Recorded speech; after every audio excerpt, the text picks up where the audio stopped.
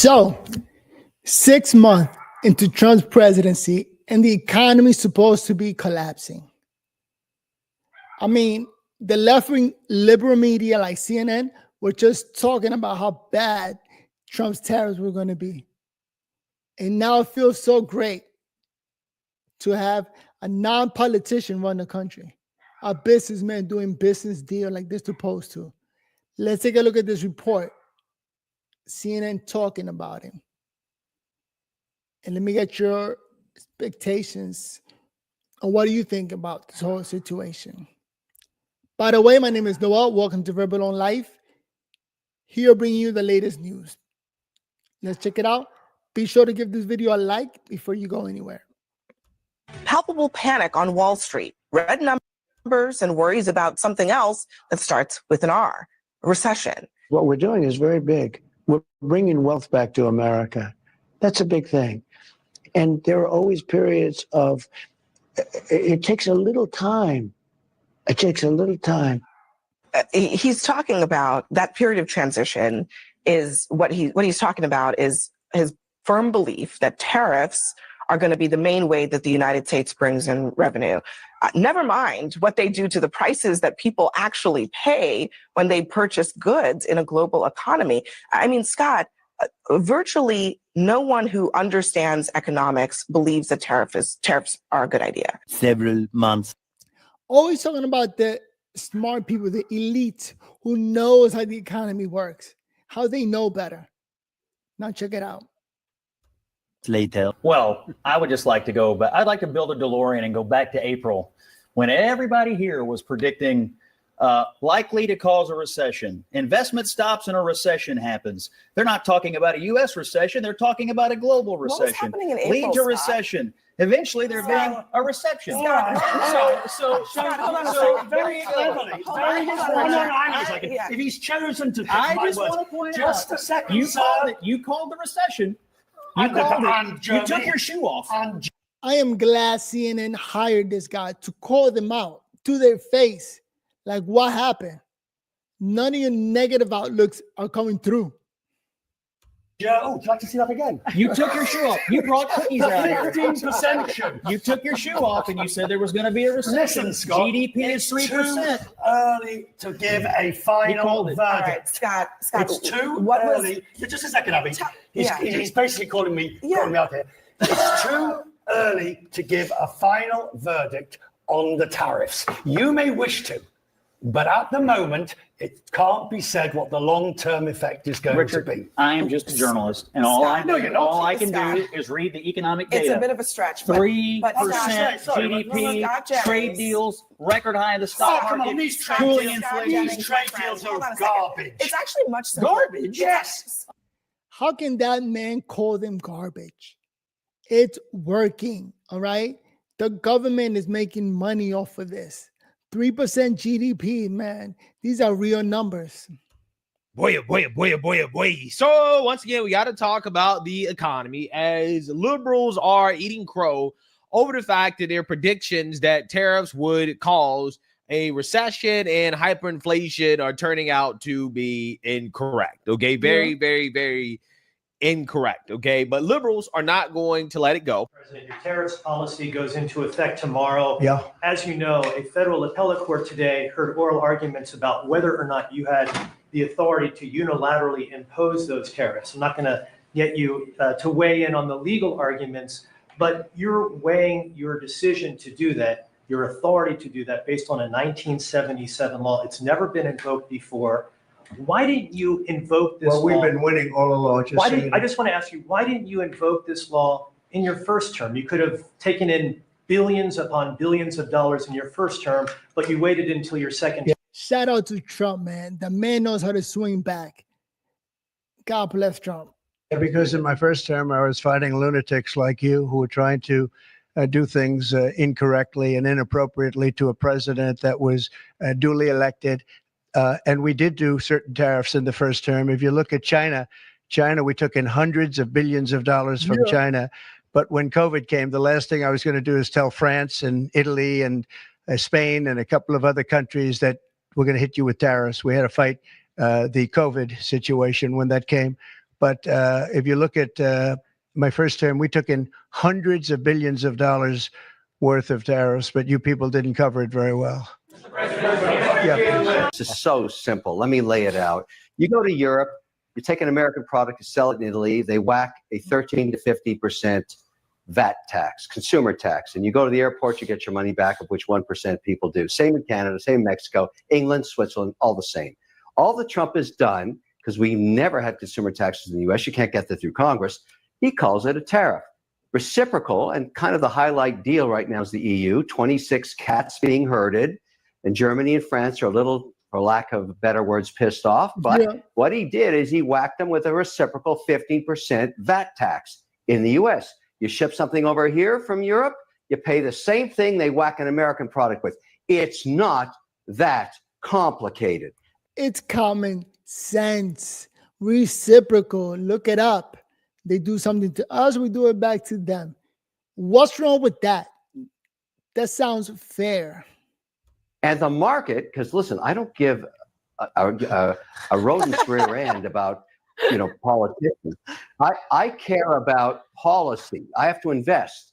The market has absorbed this idea, and GM came out last week and said, okay, I get it. Our margins are down on car part tariffs, but we think we'll eat a third. We'll push a third out on price increases, and we'll use AI to solve the other third. No one's even talking about the productivity of AI. That's the thing. Price increases. People are going to pay more for their cars. No. 45% decrease in profits. Okay, so tell me why the American economy right now is at its highest value in history. This is not an ad for Trump. I'm an investor. Something's working here. It's a policy decision. I'm a policy guy. The Europeans have been sucking 15% cash for 40 years out of America. And you're unhappy that we're doing the same thing to them? I don't think so. Get over it. Breathe the oxygen and be happy with your portfolio. No, Mr. Wonderful, liberals can't be happy because Trump is in office, right? It doesn't matter how good their portfolios are doing right now. Despite the doomsday predictions being wrong, the recession predictions being wrong, the hyperinflation predictions being wrong, despite all that, they can't be happy, right? They're more upset than it's Trump derangement syndrome.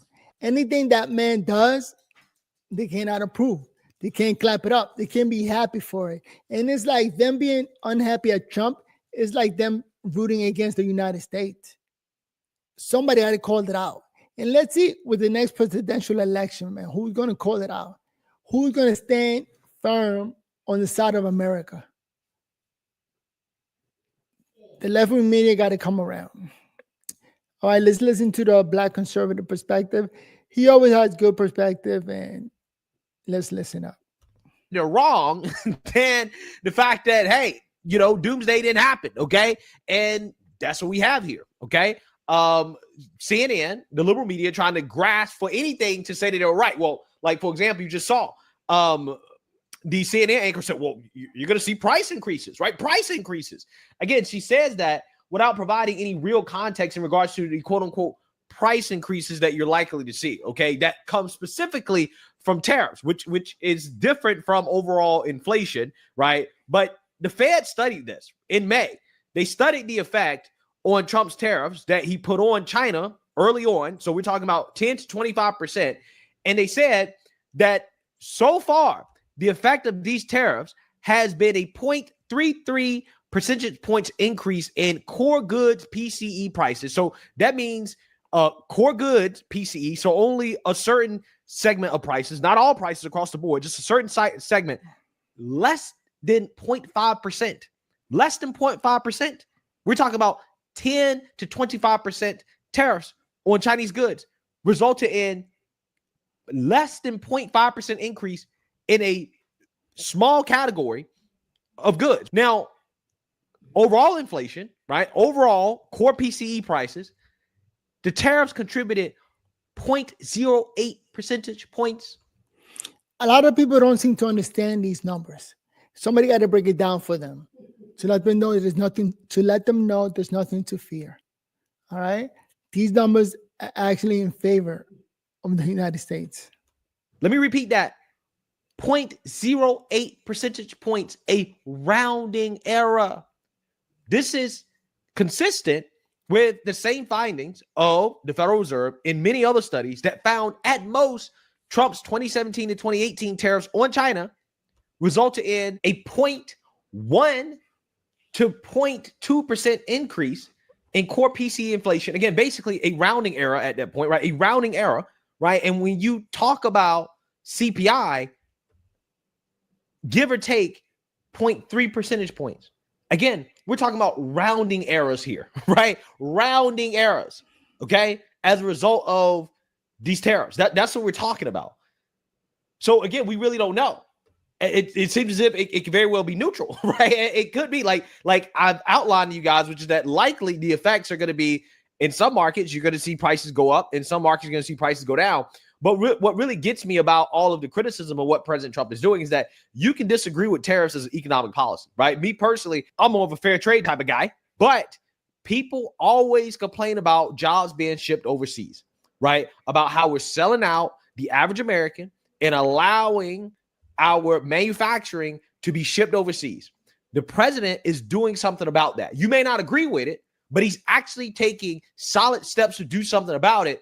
And you're going to have these same people that are complaining about what the president is doing. They'll come out here and they'll virtue signal about how middle America lost jobs and we have hollowed out our manufacturing base. They will virtue signal about it. But when it comes to actually trying to put in some protectionist policies to do something about it, they're not willing to do that. So, and I'm glad that Trump doesn't try to make anybody happy. All the politicians, the people who are wrong, he never tries to make them happy. He knows what he's doing is right, and he got the courage to do it. You got to give the man props. All right, all the negative talk on TV and all the negative news station, he doesn't care none of that. He knows that they don't know what they're talking about. He knows they're wrong, and he got the courage to follow through with what he knows in business works. All I'm saying is this: you can disagree with protectionism, right? There are a lot of valid criticisms of protectionism. But don't complain about protectionism and then turn around and virtue signal about how the middle class has been hollowed out, how manufacturing jobs are going overseas, and we need to do something about it when you're not actually willing to do anything about it at all. Okay, I'm just saying. The liberal media, for the most part, my point is that they've been very wrong. The tariffs likely are not going to cause hyperinflation. Regardless of where the inflation rate goes, whether it goes up, whether it goes down, or whether it stays between 2.5 and 3 percentage points, which is where it is right now, regardless of where it goes, the contribution to overall inflation from tariffs is a rounding error in regards to what we can actually measure thus far. Okay. So with that being said, we got to react to this clip of CNN being upset when confronted about the fact that they were wrong about the predictions that they made when it comes to President Trump's tariff policy. Me appears to be holding up, at least for now. And here is the good news. The nation's GDP, which is a key economic indicator, grew sharply in the second quarter. Another good sign, people are buying stuff. Consumer spending, which powers 70% of the economy, also up slightly, combined with steady inflation, a stronger stock market, and tariff revenue, which according to the White House is in the billions. And things appear great. But that's even despite those tariffs. But just today, in true Oprah fashion, Trump basically said, you get a tariff and you get a tariff. He's slapping hefty tariffs on everything from copper to Brazil. And then he threatened India because he's mad about its relationship with Russia over oil.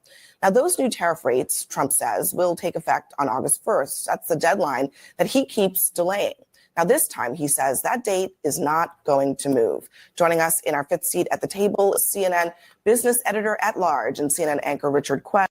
And I bet you he says something like those numbers are not going to move unless you guys cave.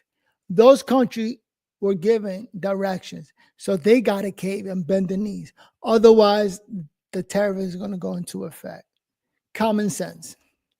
Richard, the Wall Street Journal described this as a weird GDP report because there's a lot of stuff inside the numbers. headline number is good, but what do you see on the inside? Oh, the GDP number was weird because the previous number was greatly affected by imports. All those importers trying to get stuff into the United States before the tariff barriers came down. And so the previous number was off. This number, it's good, don't get me wrong, it is a good number, but it can't be necessarily taken to the bank just yet. We do not know the full effects of the tariffs yet. To put this in perspective. Haters will hate. Record this message because in the future it's going to be brought back to show him that he was wrong, way wrong. Can't wait. Pre-Donald Trump, the average US tariff was 3%. Today, the average US tariff is 17%, which is the highest level since Smoot-Hawley in the 1920s and 30s. Now, we cannot know at this point exactly how that's going to play out, which is why the Fed held interest rates as they to descend. I think that's why this guy is broke and doesn't know anything when it comes to finances or money. What is he doing on this show? How did he get this far in life? Yes, two dissenters, I'll give you that. But they held at them for the time being simply because, as Jerome Powell says, we just don't know.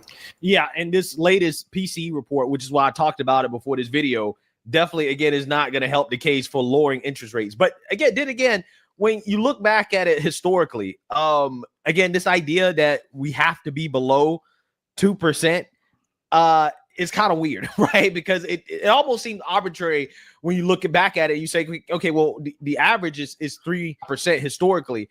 Why is it that we have to be below 2%? I guess that's because from the 2010s to the pandemic, I mean, it was moderating around 2%, right? So I understand wanting to get back there. And I think that we ideally should get back there.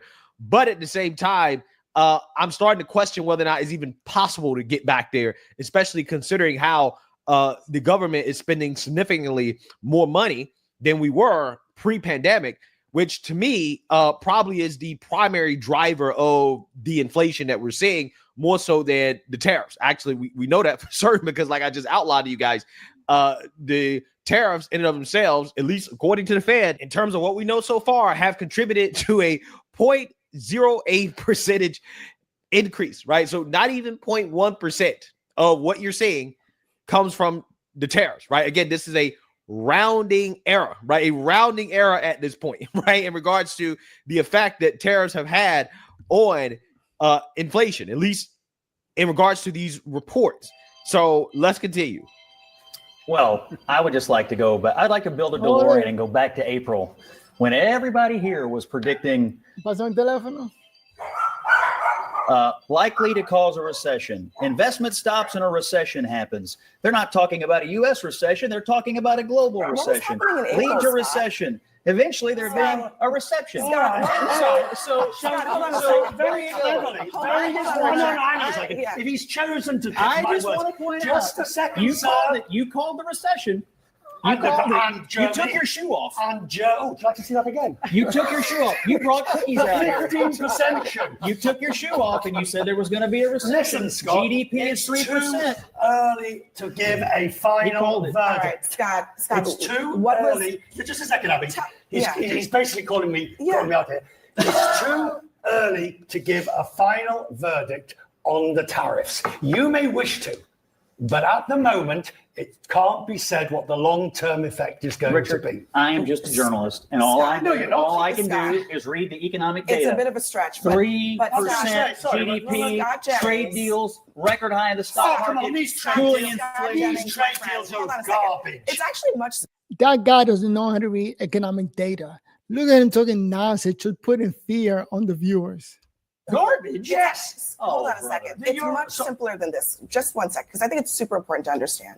Scott, what was happening in April of this year, 2025? What was happening then? What did the president announce on that week, the first week of April? What did he announce? The president was implementing his Scott? Tariff agenda. And what were those tariff levels? And well, they were different for different countries. Okay, so but every single person predicted calamity. Calamity. Scott, you can't skip steps here. And what were those tariff levels? They were different. They had a chart. Not just different.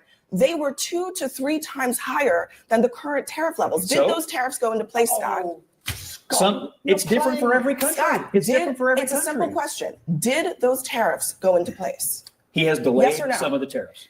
Yes or no? He has delayed some of the tariffs, and he's made deals, and he's implemented others. Did any of the tariff levels that Trump announced on that week, did they ever go into place? Some tariffs have been implemented, some have been delayed, and some deals have The been answer made. So what? What point is she trying to make? is they did not. They did Some not. tariffs have been And implemented. all of those, Some tariffs have been implemented. all of those quotes. That's why we have all this money coming in. have them here. Even you Hold said on, it. Sharon, You're playing with numbers here. we have them here. No, back in April. Back in April. You guys are so mad. Why are you rooting for Because- failure? because- Why does this table root for failure? Quiet, please, because you are saying that You're you rooting are for taking, failure. you are taking a number of 40, 50, 60% back in April, and you're comparing it to a number of 10, 15% now. Fine, but So it's his it's- strategy to negotiate and create leverage Scott, and but give us the that's situation still- we're in. He's giving those guys an education. That's how you negotiate. You start with a high number. And now at 15, still high. But because it started at 60, makes the other person think that they got a deal. Come on now. Basic economics. Completely. Okay, Sharon Michael, I will let you talk, but I just have to say, completely disingenuous to suggest. I'm sorry. That, hold You on, were the Scott, one calling please, for a recession just in give me- April, just not me. Give me 1 second. You called for it. Give me 1 second. Please let me finish. It is completely disingenuous to suggest that what economists said would happen if Trump imposed 50 and 60%. Oh, let's jump all the way up to 135% level tariffs on this economy would have been a recession. Those levels never happened, which is why there has been no recession. You sound so it's disappointed. not The that levels- complicated. the levels- Sharon Michael, the levels go ahead. haven't. Yeah. So She sounds disappointed. In her face. what's actually disingenuous is Abby Phillip pretending as if her prediction that she made, right? Because we have video clips of her making this prediction, right? Running with this narrative that Trump's tariffs or that his economic policy regarding tariffs would cause a recession is not incorrect. It is still incorrect. Like you were wrong. Okay. Just because you were too dumb to realize that the initial rollout on Liberation Day was a starting point, right? This was the maximalist position. We went over this, right? I acknowledge on that day, I was like, yeah, this is the maximalist position. Obviously, that's not where the president wanted to end the negotiation, right? That was the beginning of the negotiation, and that he was going to get some tariff level below that, right? That was always the goal. So again, it's your fault that you came out here and predicted that Trump's economic policies would cause a recession without knowing that he's actually negotiating, right? So again, anything to basically refuse to give the president credit where credit is due. Because if he would have started out at 15 or 10%, then they also would have said those would have called recessions, right? That's what they would have said. They would have said, oh, this is going to cause a recession. I don't know, man. Trump is giving everybody a master class, how to negotiate, the art of negotiating, right? Start high, and then when you go to the middle, it's still high, but it just don't see it that way. And it actually works. Works every single time. We are living in some crazy time, man. It's working. He definitely would have said that.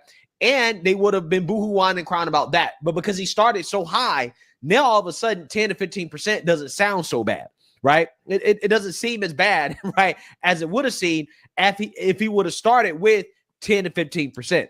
That is what Abby Phillip is refusing to acknowledge. The people who call for doomsday were calling for doomsday because they claim that Trump's tariff policies are going to lead us to a recession. That did not happen. The tariffs have been implemented. Okay, we're bringing in billions of dollars in revenue from these tariffs, and we're not seeing hyperinflation. We're not seeing empty shelves. We're not seeing the economic collapse. The stock market is an all-time high. We're not seeing any of the things these people predicted.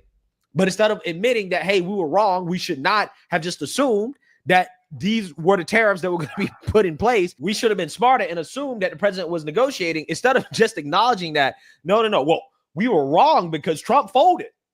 That's why we were wrong, right? We were wrong because Trump folded, even though Trump never folded. Because again, he never intended to have tariff rates that high on all those countries. That should have been common sense from the beginning. happened, but it didn't stop individuals who were antagonistic to the president and his agenda, whether they agree with him or not, from saying that this is still going to lead to significant inflationary rates. We have not seen that. Yeah, and so you would think individuals who were on the negative of this would have at a minimum acknowledged the fact that the president did not implement those high tariff rates, which you just stated. It is super simple.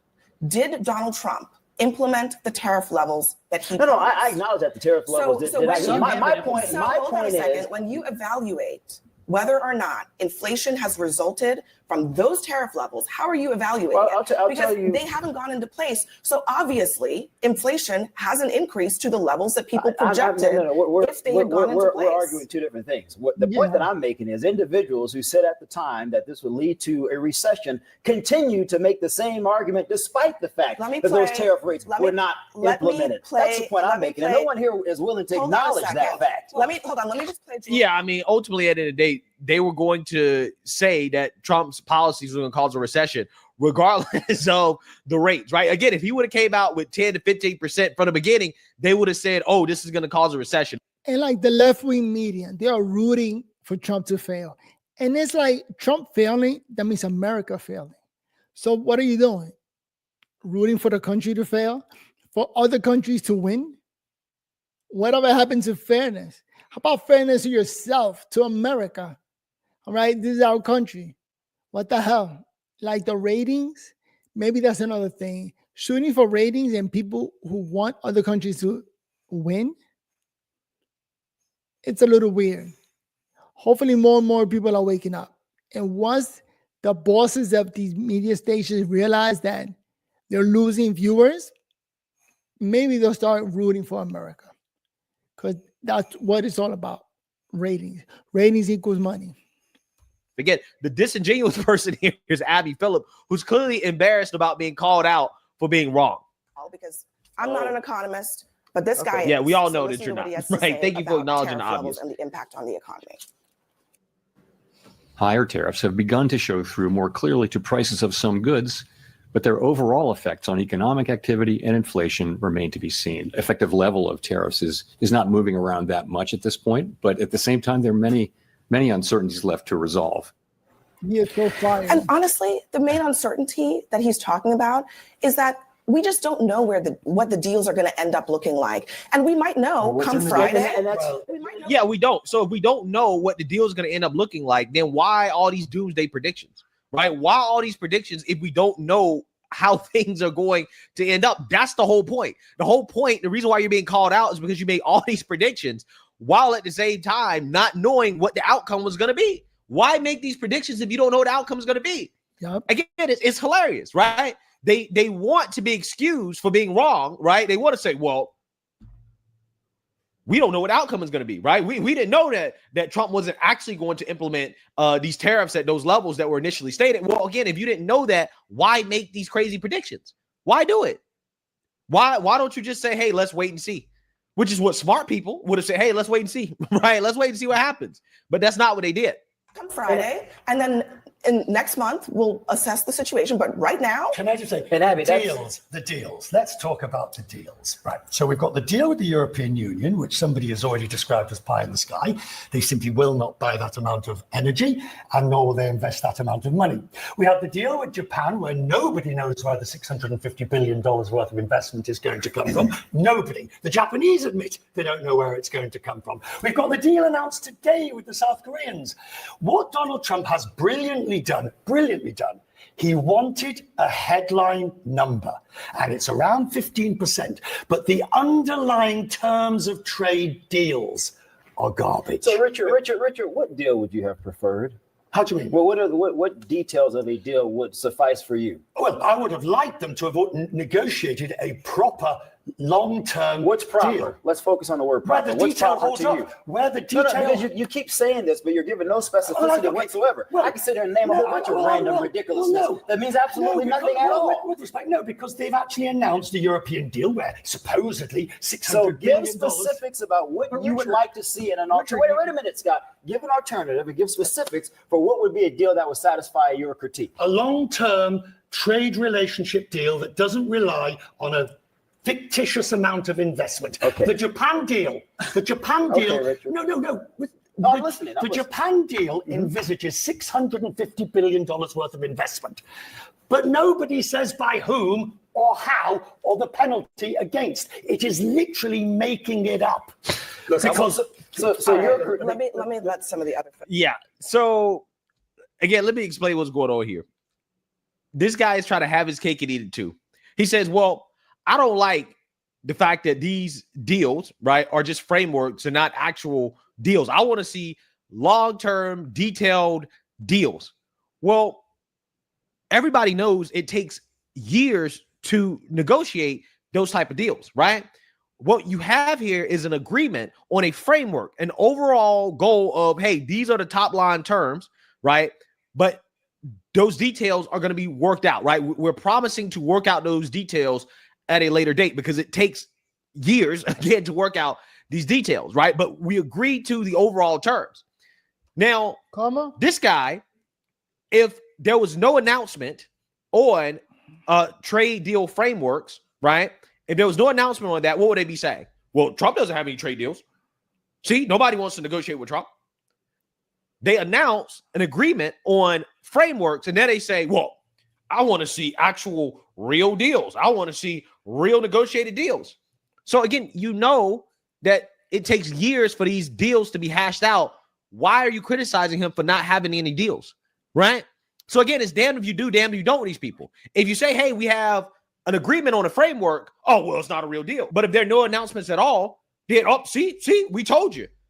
Trump couldn't make any trade deals, right? Even though they know it takes years to hash out the details. They know this, and they know that that is what these countries agreed upon. They agree. And you know, Trump sees all these news networks. He takes a look to see what they're saying. And thank God he doesn't try to make them happy. He doesn't go against what he knows works, what he knows makes his country better. And that's it. Let these news network cry. Let them all complain and cry about what Trump is doing. Because what Trump is doing, I think works. But comment down below. Let me know what you think. Because we living in the Trump golden era. A lot of my friends hate saying that, but somebody got to say it. You know? With that said, make sure you hit that like button before you go anywhere. Verbal or life.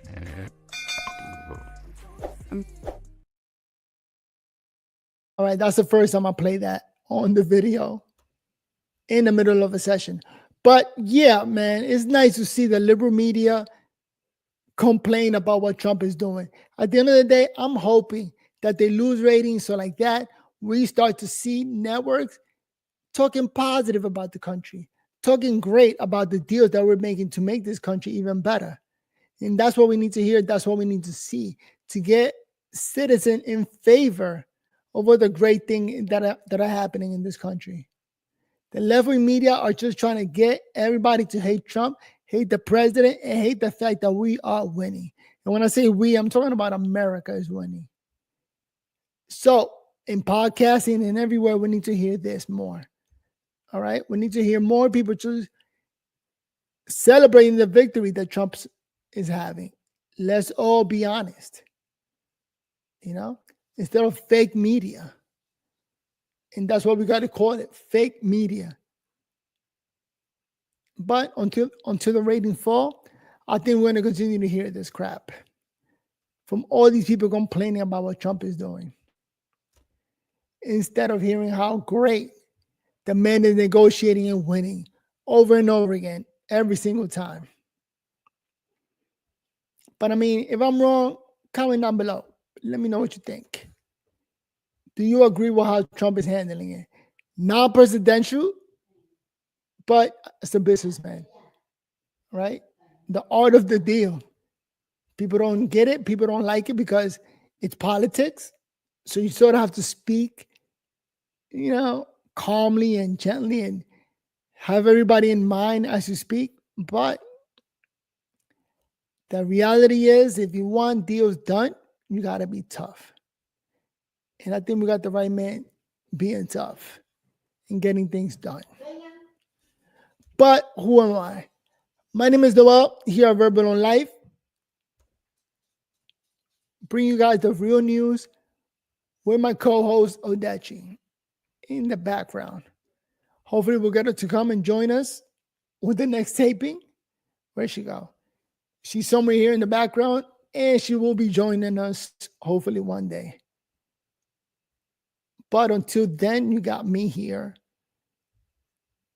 Bring you guys the news. Here, let me take a look at Trump's White House hearing. Take a look.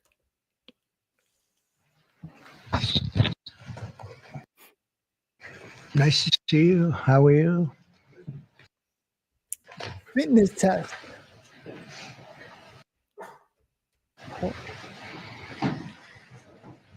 We have a lot of athletic talent and great people behind me. And they're going to do some very important things for our country. Nobody knows LT, right? LT, greatest ever. Lawrence Taylor. You look good. You could play right now, I think, LT. You only look that way. Well, I'm delighted to be here with some of the truly great sports legends of all time as we formally announce the newest members of the President's Council on Sports, Fitness, and Nutrition. This is an important step in our mission to make America healthy again. It's something that's... Trump is everywhere, even American healthy again, talking about the young kids, the citizens, what we need to do. But real quick, before I move on, let me give a shout out to Castle, aka Sicario. Dímelo. How's it going, Montro? Yeah, yesterday I didn't get on. I had a lot of things going on here at the house. But yeah, later on today, I'm going to try to stream just was prime time in Hannity. So at 7:30, I'll think of doing that around 8 o'clock. But a big shout out. All right. So yes, God bless you too. Let's continue watching this. And thank you so much. And again, hit the video a like, hit a like on the video, and let's keep streaming. The trick is to never give up. Let's go. Very important what we're doing, very important. Dating back to the administration of President Dwight D. Eisenhower, this council has championed the vigor and strength and vitality of the American people. Today, we continue that very proud tradition. This group is led by two-time major champion and one of the greatest players in the world, one of the highest ranked, and he just had a phenomenal Open Championship, as you probably saw, shooting one round that wasn't so good, and then he came back with about a 65 or something. He was getting a birdie on every hole. They were worried he might not make the cut, and he made the cut by about 200 strokes. It was pretty amazing, and he had a great week, actually, and he's also the longest hitter of a golf ball, I think ever, but, you know, they say ever. I would say ever, and the longest in the world today, and it's Bryson DeChambeau. He's a great guy, been my friend for a long time. And from his storied amateur career, where he won the U.S. Amateur, I think once or twice. Did you win it? It was once in the NCAAs as well. Okay, you won a lot of other championships, but U.S. Amateur champion. And then, as you know, he won at Winged Foot, won the U.S. Open in Pinehurst. And Bryson has always been a phenomenal ambassador to sports and to golf, but generally to life, in my opinion. He's a smart guy and a good guy, great guy, loves our country. We're also pleased to be joined by Secretary of Health and Human Services, Robert F. Kennedy Jr. Bobby, you do a great job. He's got some big things happening, and he's got some big statements to be made very shortly in terms of over the next few months in terms of what they've been doing and finding answers to some very, very important questions. Secretary of Education, Linda McMahon, who's phenomenal, wherever you may be, Linda. Hi, Linda. What are you doing back there? And look, you've been reading about her exploits and the job that she's been doing, and we're very proud of her. Council Executive Director, Catherine Granito. Thank you very much. Thank you. Great job. And several other new members of the council, including JD is here, our fantastic vice president, and Scott Bessent. And we're making a lot of deals. We're making deals for trillions and trillions. Nobody's ever seen anything quite like it. We just made a couple of others a little while ago. I don't know if you'd be interested right now. I won't even bother telling you. This is about sports and about health. One of the best defensive players ever. I think probably acknowledged to be the greatest defensive player in the history of the NFL. A friend of mine for a long time. Too long, right, Lawrence? Lawrence Taylor. He's an incredible guy, and just been my friend a long time. Haven't we? Knew him forever. LT. One of the most accurate kickers in NFL history. A young guy still. He can kick it long. I think he's. I guess he's considered the best there is in the business. Harrison Butker. So Harrison, where are you, Harrison? He's a handsome guy, by the way. It's usually not my thing, but he is a good-looking sucker. One of the truly greatest golfers ever to play on the LPGA Tour. A lot of people say the greatest female player ever, and a lot of people would say just one of the best players ever. She's phenomenal. I've played a lot of golf with Annika Sorenstam, and she's amazing. Just had an really storied career. Hall of Famer, easily a Hall of Famer, by the way, right at the top of the list. So it's great to have you with us, Annika, and say hello to the family. And then she was here not so long ago with Gary Player.